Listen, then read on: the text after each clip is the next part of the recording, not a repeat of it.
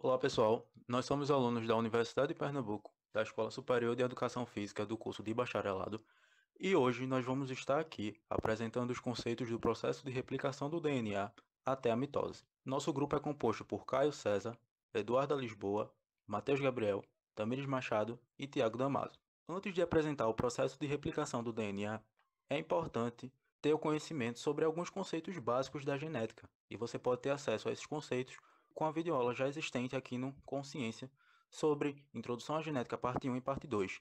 Depois de ver esse vídeo e entender os elementos básicos da genética, agora vamos aprofundar na replicação de DNA. Dentro do nosso tema, vão ter 5 tópicos que vão ser abordados: o início, alongamento e término, que são fases do processo de replicação do DNA até a mitose, que seria a divisão celular e os telômeros, relacionado ao exercício físico, que seria a junção de todos os termos associados à prática de atividade física. De início, o DNA é composto de cadeias feitas de bases nitrogenadas que seguem uma sequência de 4 bases e que se completam em pares.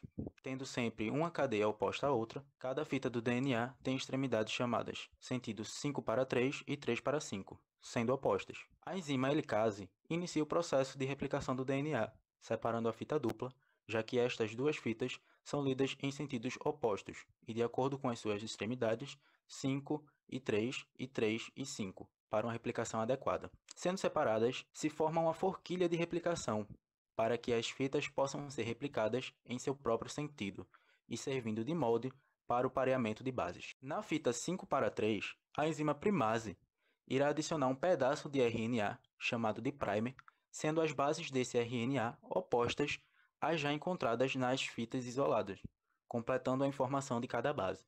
Após a ação da primase, a enzima DNA polimerase reconhece o primer como ponto de partida para a sua ação, que será adicionar novas bases de DNA à fita, novamente complementando a fita de DNA continuamente. Saindo do início para o processo de alongamento, observa-se que a DNA polimerase só é capaz de ler e adicionar bases somente no sentido 5 para 3, a fita que é de sentido oposto será replicada de maneira diferente, pois não será de maneira contínua. A DNA polimerase não é capaz de formar bases complementares sem o reconhecimento de um nucleotídeo já estabelecido no local, por isso precisa da enzima primase para formar o primer de RNA.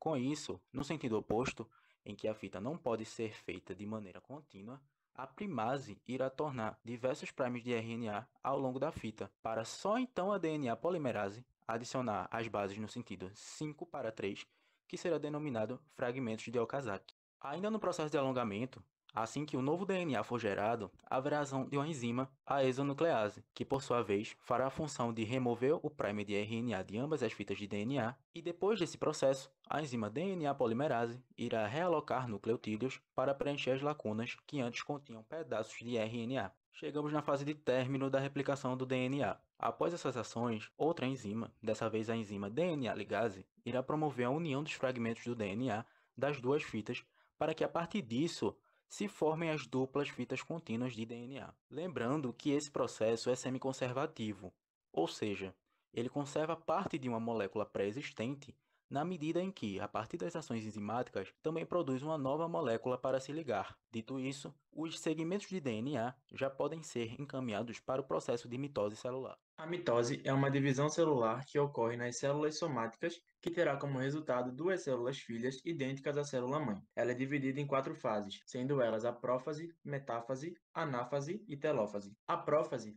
é o primeiro estágio da mitose. Nessa fase, irá ocorrer a condensação dos cromossomos. Esses cromossomos duplicados são formados pelas cromátides irmãs, unidas uma à outra pelo centrômero. Na prófase, os centríolos irão se duplicar e se mover para os lados opostos da célula.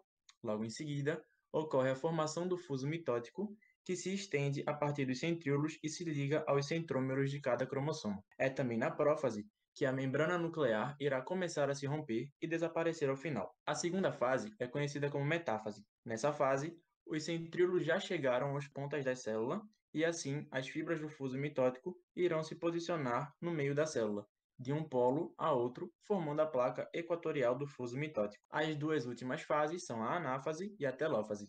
Na anáfase, ocorre a separação das cromátides irmãs pelas fibras do fuso e pela duplicação do centrômero.